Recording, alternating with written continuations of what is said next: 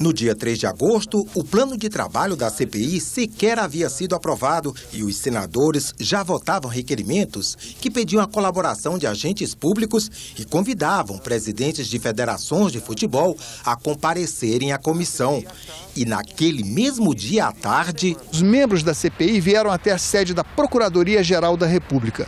Eles querem a cooperação do Ministério Público Federal e do Ministério da Justiça no sentido de ter acesso às investigações já em andamento sobre a corrupção na FIFA, nos Estados Unidos e na Suíça.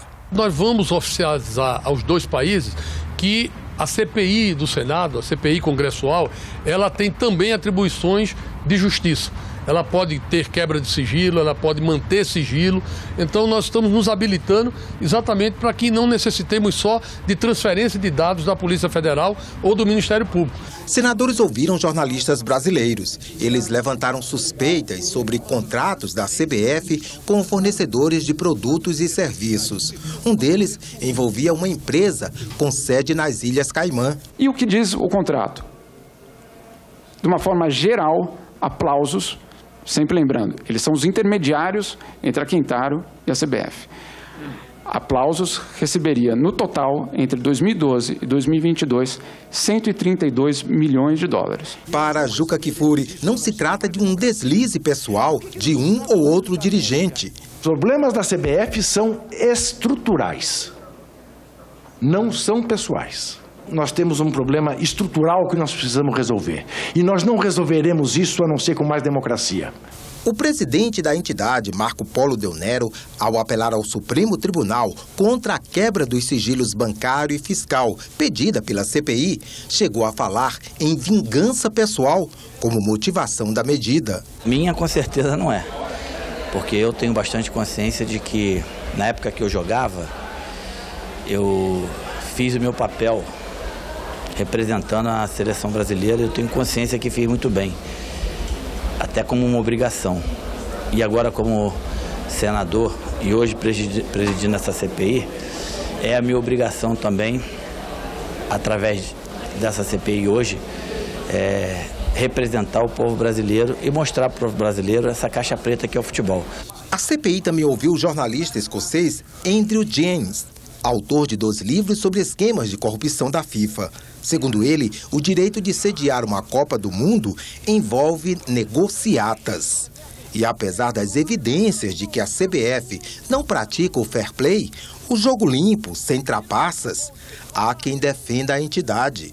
Eu discordo, aponto, discuto, protesto. As coisas que eu entendo que precisam ser mudadas, que possam ser mudadas, mas também não deixo de reconhecer as coisas boas que são feitas. E tudo que puder fazer em prol da entidade, não é em prol do João, da Maria, do Pedro, do Antônio, é em prol da instituição e, consequentemente, em prol do futebol. Ninguém quer serrar o galho da árvore que está sentado. A existência de uma bancada de parlamentares apoiadores da CBF na Câmara e no Senado gerou críticas sobre a existência de uma possível pressão sobre a CPI. Eu não sei qual é exatamente o tipo de poder, mas que existe, vamos chamar de uma pressão por parte de algumas pessoas da CBF. Em relação aqui no Congresso em geral, sempre houve e com certeza nessa CPI não é diferente. E no mês de dezembro, enfim, o depoimento do presidente licenciado da CBF. Sou acusado de forma injusta, mas não surpreendente, tendo em vista a conjuntura atual do futebol mundial. Eu me defenderei em todos os foros adequados, com a certeza absoluta da minha inocência. Por que o senhor não viajava com a seleção quando o senhor era presidente? Porque os meus advogados me aconselharam a não fazê-lo. Uma preocupação de talvez ser preso pelo FBI? Não sei, os advogados aconselharam a não fazê-lo. Não movimentei 27 milhões em 2014, 2015. Expliquei a compra da lancha e tenho cópia do cheque. A CPI do futebol teve os trabalhos prorrogados e vai entrar 2016 investigando esquemas e irregularidades da maior entidade do futebol brasileiro e do comitê organizador local da Copa do Mundo de 2014.